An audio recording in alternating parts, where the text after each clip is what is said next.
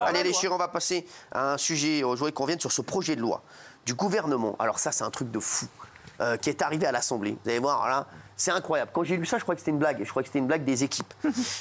Cette semaine, qui a pour objectif, je cite ce projet de loi, de lutter contre les dérives sectaires, anti-vax, complotistes, thérapie alternative. Le gouvernement souhaite renforcer les sanctions possibles. C'est-à-dire qu'une loi pourrait interdire la critique contre le vaccin.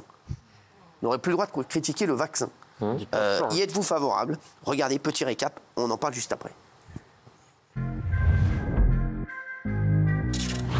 Et si une nouvelle loi allait bientôt interdire aux Français de critiquer le vaccin? Ce vaccin, effectivement, ne bénéficie d'aucun recul. Avec son projet de loi pour lutter contre les dérives sectaires, le gouvernement inquiète aujourd'hui certains Français.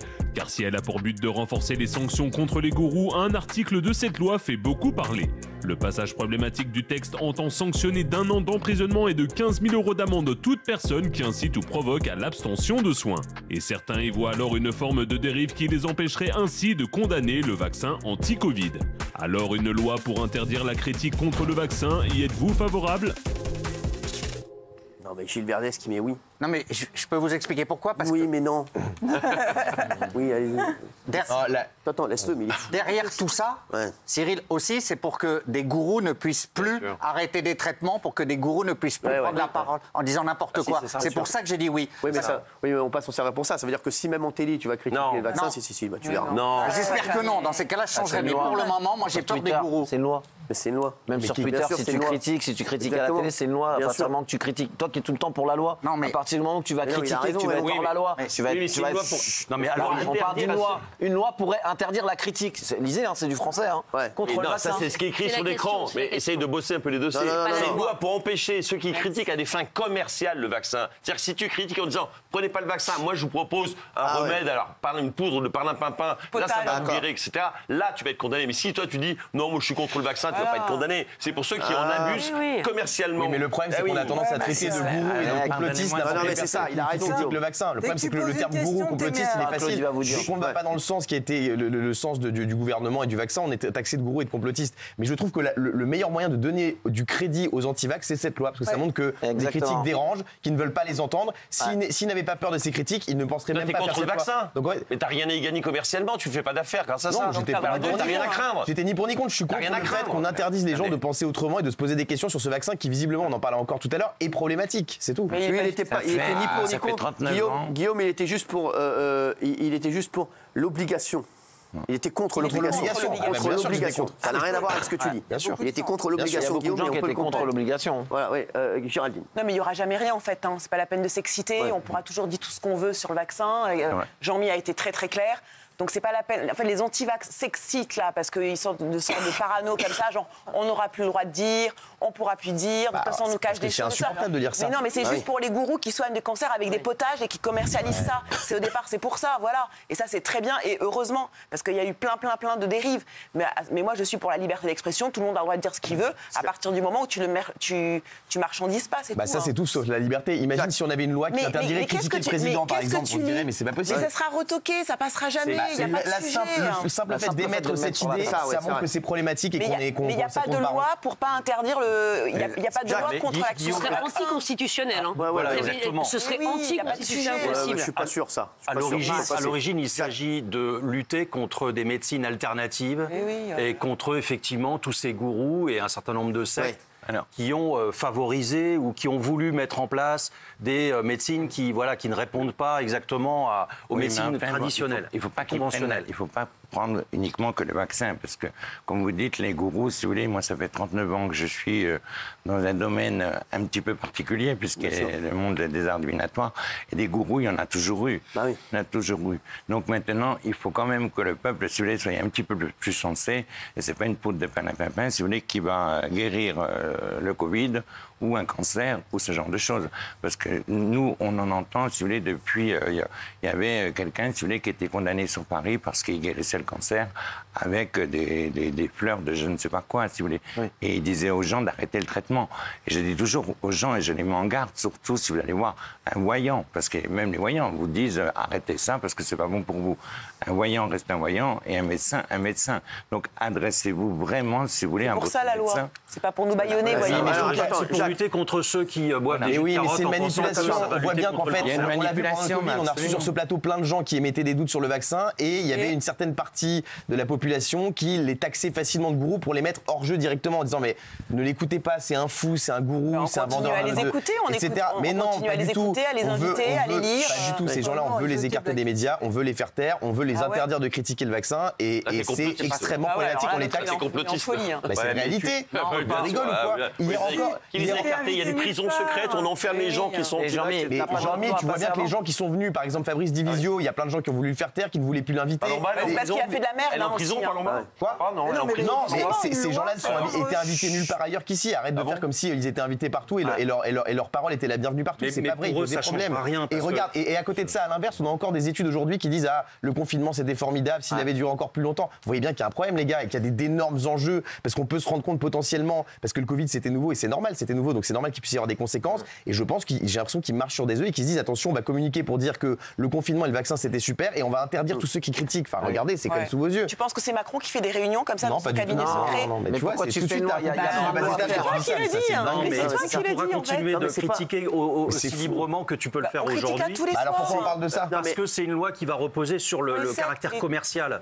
C'est pour interdire à des gens qui veulent t'expliquer qui veulent vendre de la chloroquine. J'aimerais Raymond là-dessus. Ça existe depuis des années, des gens qui vendent des charlatans, qui vendent des trucs. Ça existe depuis 30 ans, 40 ans. Laissez-le parler, ça existe depuis des années. Et on les a jamais interdits. On les a laissés vendre du jus de carotte pour soigner la prostate et du cancer. Ça vous a jamais dérangé. Et tout d'un coup, quand là, on est dans une année où, bizarrement, sans être complotiste, moi je suis pas complotiste, où on voit des trucs qui sortent, là on dit stop les mecs, on va vous éteindre tout de suite, on va faire une loi.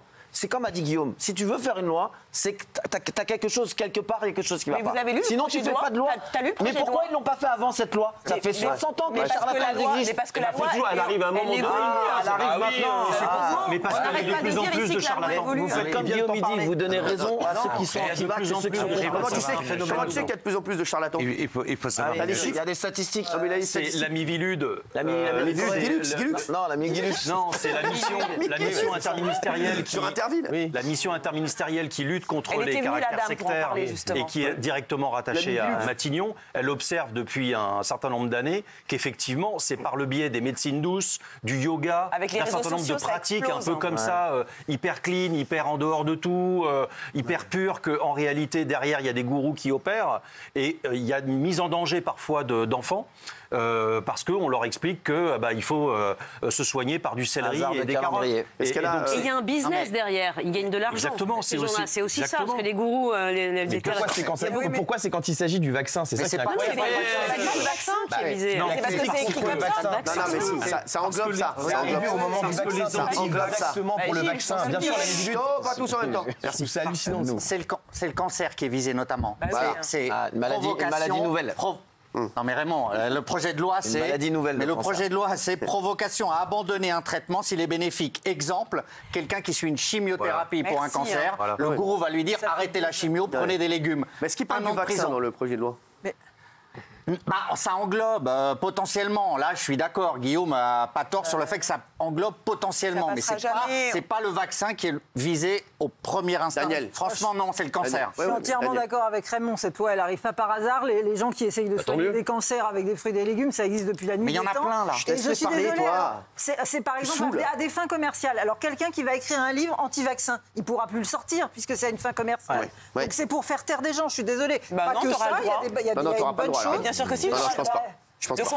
Mais bien sûr, si la loi passe, tu n'auras pas le droit. Si on suit la logique, si c'est à des fins commerciales, un livre, c'est du commerce. Vous inquiétez pas, le professeur Raoult, je pense qu'il y aura des très bon exemple de Daniel. Arrêtez de parler sur Daniel. Mais elle dit n'importe quoi. Non, pas du tout. Daniel ne dit jamais n'importe quoi. Daniel, c'est l'abandon. Elle dit n'importe quoi. C'est l'abandon. Daniel ne dit jamais n'importe quoi. Daniel ne dit jamais n'importe quoi. Quand t'écris un bouquin, s'il vous plaît, j'aimerais que quelqu'un nous éclaire sur. Il y en a quand même ici une spécialiste. Loi et santé, Polska.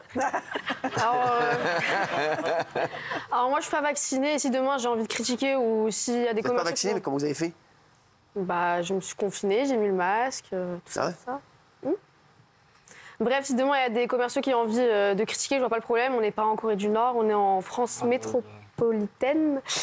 Du coup, voilà.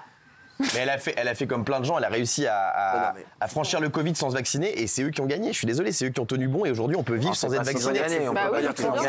Pourquoi?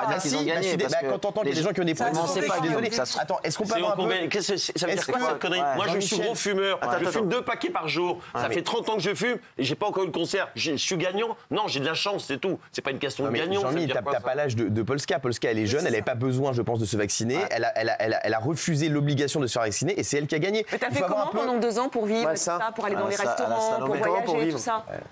À Salomé. T'as arnaqué? Elle était maline. Bah, j'étais maline, voilà. Donc Maline, c'est triché. Ah bah super. Géraldine va te parler. Non, pour moi, Maline, c'est pas tricher, quoi. C'est pas être hors la loi. Elle est peut-être restée chez elle. Non, mais arrêtez de dire des conneries. Non, un faux passeport.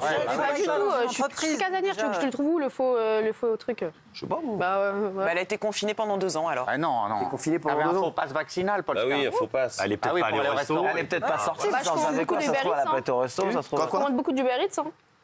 Elle commande des traiteurs à la maison. Bah oui, c'est ça. Comme elle ne travaille pas en entreprise, parce que c'était... Bon, c'est bon, les enquêteurs de pacotille. C'est bon, là. Ça va. Non, mais toi, Jean-Mi, toi, ça t'énerve quand t'entends ça. Bah oui, ça m'énerve parce que c'est vraiment... Une loi, il faut bien qu'elle arrive à un moment. Alors tu trouveras toujours une raison quand tu es complotiste. Ah, elle arrive parce que c'est ça. Mais c'est pour le vaccin, les gens... Laissez parler les gens. Mais non, c'est pas pour le vaccin. On t'a dit, mais est-ce que tu l'as lu le projet ou pas?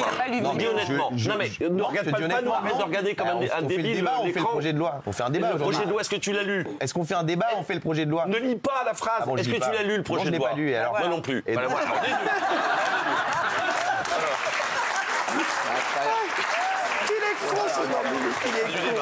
Mais tu es con ce Jean-Mi, sans rigoler, c'est pas possible.